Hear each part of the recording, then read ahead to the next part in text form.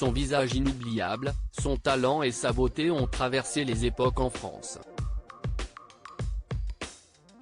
L'actrice Mylène Demongeot, aux 70 années de carrière avec la trilogie Fantomas comme celle de Camping, nous a quitté le jeudi 1er décembre 2022 à l'âge de 87 ans, après des années de bataille contre le cancer.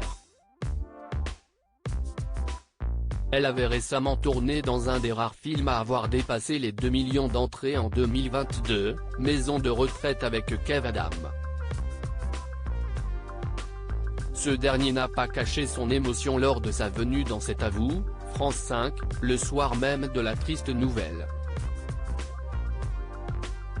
Derrière l'actrice populaire et grande protectrice des animaux se trouvait aussi une femme qui a connu des épreuves telles que la mort tragique de son mari Marc Simenon, rongé par l'alcool.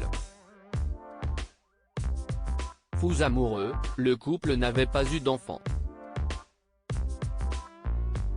Mylène Demongeot et Marc Simenon, fils de l'immense écrivain Georges, se sont mariés 2 ans après leur rencontre en 1966 sur le tournage d'un des épisodes de la série télévisée Dossier de l'agent So. De leur union, il n'y aura pas d'enfants.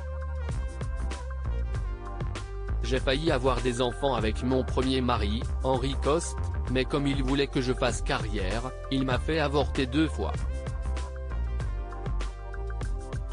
Si j'étais tombée enceinte avec Marc Simenon, peut-être que j'aurais aimé être mère. Mais cela ne s'est pas passé ainsi. Et puis, je me disais que si un gosse se mettait entre nous, cela m'énerverait, expliquait-elle au Journal des femmes. Le Parisien écrit de son côté de façon très romanesque, Mylène Demongeot n'a pas eu d'enfant parce qu'elle voulait que son grand amour Marc Simenon, parti en 1999, et elle reste des amants.